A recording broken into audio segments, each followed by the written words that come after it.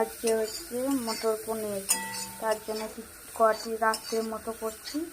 তো এখানে 6 পিস পনির পিস করে নিচ্ছি, আর এখানে কিছু মটর স্টোর করা ছিল সেগুলো একটু ভেজে নিচ্ছে।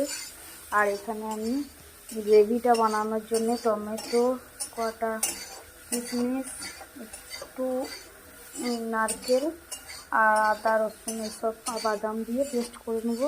এর জন্যে আমার আদা রসুন কিশমিশ বাদাম তিল দিয়ে আমার পেস্টটা রেডি করে নিয়েছি টমেটো দিয়ে। আর এখানে পনির ভেজে নেওয়া হয়েছে, কড়াই বসানো হয়ে গেছে। এবারে আমি কড়াইটি জ্বালবো, দিয়ে দিলাম তেলের মধ্যে। এরপরে এই মশলাটা দিয়ে দেবো। মশলাটা জল দিয়ে রেখে একটু নুন দিয়ে নিলাম, ভালো করে কষিয়ে নিয়ে এর মধ্যে আমি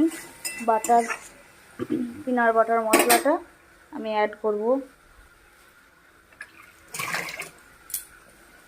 তো আমি এখানে পিনাট বাটার মশলাটা একটু দিয়ে দেবো। তো এখানে আমি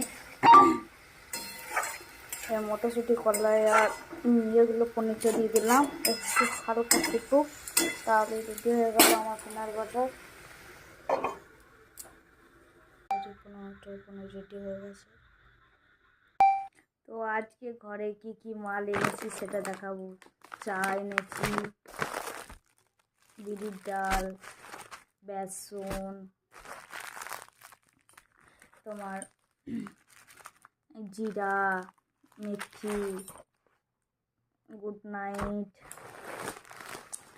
এই দেখো চাউমিন, ম্যাগি, পাস্তা, সস, অবশ্যই কেক আছে কটায়।